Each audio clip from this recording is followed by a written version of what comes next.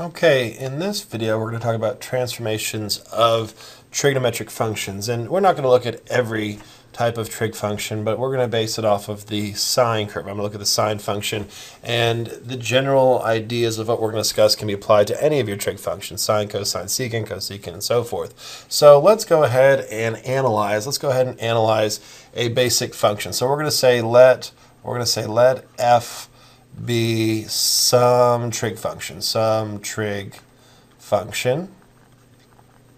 we're going to say y is equal to a times some function of b times the argument inside, and this would be the argument, like this would be the theta or the 2 theta and so forth, plus c, and then we are all going to add this value of d at the end. So if I can relate this in a similar example, I might say that y equals to a times sine of 2 times x plus pi over 2 plus 3. Oh, not a. I would not say a. I would say, let's say 2. We could say 2. So this could be 2 sine of 2 times x plus pi over 2 over 3.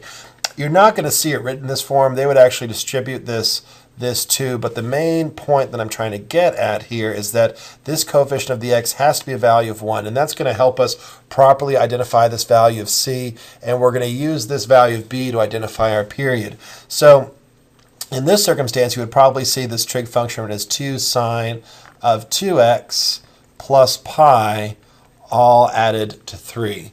So this is the way that you would normally see it because that's more common. However, you would have to identify that the coefficient of x is not a value of 1, so that would affect both the period and the phase shift, also known as the horizontal shift. So if we're given this example, this a times f, b, x plus c plus d, each one of these values has some meaning. So this coefficient a that's in front of the f, this actually represents the amplitude. So the absolute value of a equals the amplitude of your curve. So how high and how low it goes, how far it extends vertically. So that would be the amplitude of the curve. This value of d here represents your vertical shift. So vertical shift. And I'm going to say it's going to be the vertical shift positive d units. So the sign is consistent with the way that we shift. So if you have a positive 3, we're going to expect to go up 3 units. And if you have a negative d, you're going to go down 3 units. It's going to shift the whole curve either up or down 2 or 3 units. So the next important part is that we're going to talk about the period. And the period, again, is how long it takes for the graph to repeat itself, or how long it takes before you see a repetition in the function itself. So the period by definition will be that value. We're going to take 2 pi and we're going to divide it by the magnitude of b. So in this circumstance, the period would be 2 pi divided by the value of 2, and we would just get a period of pi. So that means every pi radians, we expect the curve to repeat itself. And the last portion we're going to talk about is the phase shift, and that phase shift is going to be determined by that value of c. So a phase shift is just a fancy way for us to relate trig functions in a horizontal shift manner. So if there is a shift to the right or a shift to the left, we call it a phase shift to the right or a phase shift to the left. So it's pretty much synonymous. So there's a phase shift, and this is going to be negative c, and I'm going to say radians for this. So notice here, this has a value of a positive c, and this will be a value of negative c. So whatever this value is, we're going to have a opposite shift. So notice here we have a positive pi. We are going to have a phase shift to the left pi radians. So this whole curve will be shifted to the left pi radians. So let's go ahead and use this to examine a curve. So let's go ahead and examine a curve based off of what we just discussed. So let's go ahead and examine and determine the amplitude, vertical shift,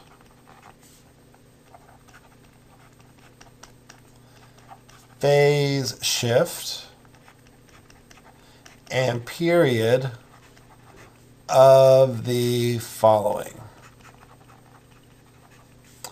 So let's go ahead and examine, let's say f of x equals to cosine, we'll say 2 times cosine of 2x, let's say x over 2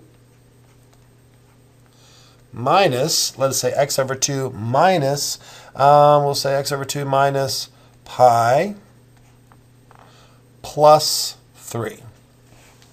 So we have 2 times cosine of x over 2 minus pi, all plus 3. So I like to go through this in a step-by-step order. So the first thing that I like to identify to myself is, what does my base curve look like? What is the base curve here? And my base curve is a cosine x. So I'm only going to draw one period of this, starting at this value here. And we start at 1, we dip down to -1, and we continue back on up until +1 again. So we have 2 pi, we have pi, 3 pi's over 2, we have pi, and then we have pi over 2. And this curve normally extends from +1 to -1. So normally our cosine curve has an amplitude of 1. So this is here, this right here is our amplitude. And this is also an amplitude. So it extends up 1 and down 1. So that's why we have +1, and we see the period normally is a value of 2 pi. So our period is normally a value of 2 pi. And we have some critical points there. So the first thing when I go through this step by step is that I like to examine the amplitude. I like to examine the amplitude of the function. So normally the amplitude of cosine is a value of 1, because as we see here, this is written as f of x equals to cosine of x. We recognize that the coefficient of that cosine is a value of 1, so the amplitude is a value of 1. And now the amplitude of this cosine curve is a value of 2. So I'm going to go ahead and draw f of x equals to 2 cosine of x. And by doing so, nothing will change. We'll still have the same critical points. But the only difference now is that instead of, this is pi, this is 2 pi, this is 3 pi's over 2, and this is pi over 2. Instead of extending from +1 to -1, we're going to extend from +2 to -2. So our amplitude has changed. So I am working through this step by step by step. And now what we can see is that this is not written the way that we expect it to, because we have to have a coefficient of this x to be a value of 1. So in this circumstance, we're going to have 2 times cosine. I'm going to pull out a value of 1/2, and that's going to leave me with x. That's going to leave me with x, because I pulled out the 1/2, and then I'm going to be subtracting a value of 2 pi, and I still add 3. So I say, oh boy, okay, what happens here? I have subtracted a value of 2 pi. So this is actually a interesting factor. Notice here that with this coefficient of 1/2, I want to determine my period. I want to determine my period, how long it will take for the graph to repeat itself. So the period, by definition, the period is going to be 2 pi divided by this coefficient of 1/2. So I get 2 pi divided by 1/2, and this gives me a value of 4 pi. So every 4 pi, this graph will repeat. So this will change my critical values. So let's go ahead and draw this one out. So we're going to have f of x equals to a value of 2 cosine. This will be a value of 1/2 times x. So 1/2 times x. So this is just me pulling out this value of 1/2. So my period is a value of 4 pi. So every 4 pi, I expect my curve to repeat itself. So I'm not going to change that much. I'm still going to start up here. Still going to go down. I'm still going to drop up and end here. But now, instead of this being a value of 2 pi, this value will be now a value of 4 pi. Halfway will be 2 pi. Halfway between 0 and 2 pi, this can be a value of pi. This will be a value of 3 pi. So I get a critical point in every value of pi. So now I recognize that I have a phase shift to the right 2 pi. So let's go ahead and talk about how we have a phase shift, or how a phase shift of 2 pi to the right will affect this. So this means every value that I have here, so this is going to be 0, this is +2 and this is -2. I didn't indicate that. So every value of 0, 2, every common value, so this is 0.0 comma 2, this is pi comma 0, this is 2 pi comma negative 2, this is 3 pi comma 0, and this is 4 pi comma 2. Every value 2 pi, I'm going to do a shift to the right. So my next curve will be f of x equals 2 cosine of 1/2 times x minus 2 pi. So here I have a phase shift to the right, 2 pi radians.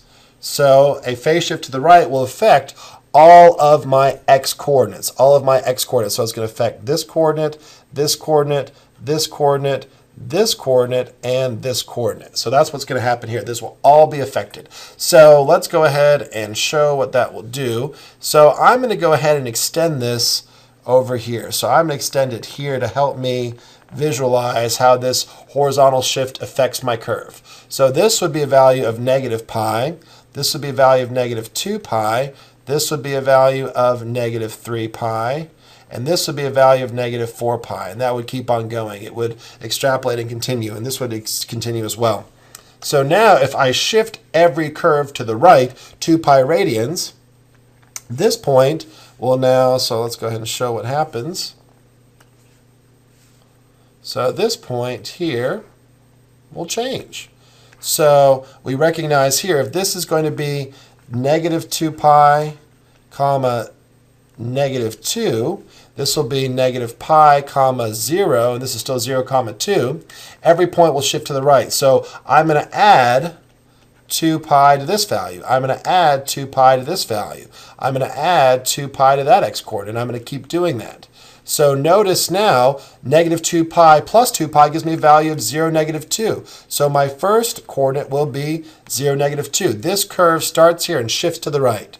So now I will continue. So I'm going to have 0. This will be negative 2. And then I'm going to continue up. It's going to go up like this. Hit. It's still going to come back down. And that will be my full revolution. So negative pi plus 2 pi will now give me a value of pi. Negative pi plus pi gives me now a value of pi comma 0. Here, 0 plus 2 pi's gives me a value of 2 pi's. And that's the value of 2. This will be 2 pi comma 2. So everything shifted to the right. And this value will be 3 pi comma 0.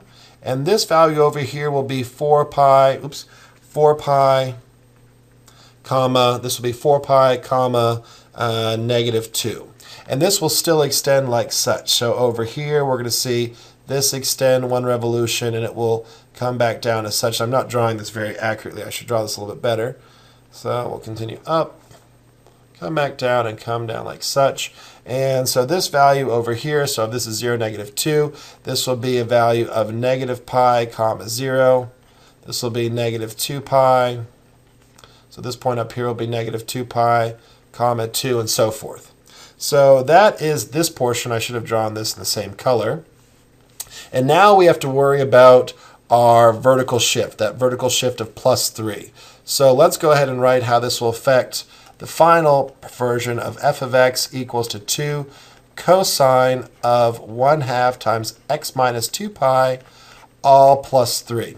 So what does this do? That plus 3 will affect all my y coordinates, It will affect all of my y coordinates. So some people do a cheesy way, and they just cross this out, and they cross this out, and they cross this out, and they say, oh, okay, if negative 2 plus 3 gives you a value of 1, 0 plus 3 gives you 3, 2 plus 3 gives you 5. Don't do that. Get in the habit of actually demonstrating how that affects your curve, just to show you what it looks like. So I'll go ahead and show you an idea of what it looks like. So we're going to have to go through this step by step. So remember here, my first point was going to be 0, negative 2 plus 1 will give me 0, comma 1. So at 0, comma 1, I will have my first point. So I'm going to have 1, 2, 3, 4, and 5. So 0, comma 1 will be my first point. My next point will exist at pi. I add 3 here, so I'm going to get pi, comma 3. So at pi, I'm going to have a value of 3. My next point here will be 2 pi comma 5. So 2 pi, so this is going to be pi. This is 2 pi, and this will be comma 5. And I'm going to continue on. 3 pi plus 3 gives me a value of 3 pi comma 3. So here is 3 pi comma 3. And then lastly, at 4 pi, I add 3 to negative 2, and I get 4 pi, and I get that value of 1 again. So it's going to look something like this. So it's going to start here. It's going to continue up, come back down, continue up, and come back down. And we have these same points. And it'll be the same exact thing on this side.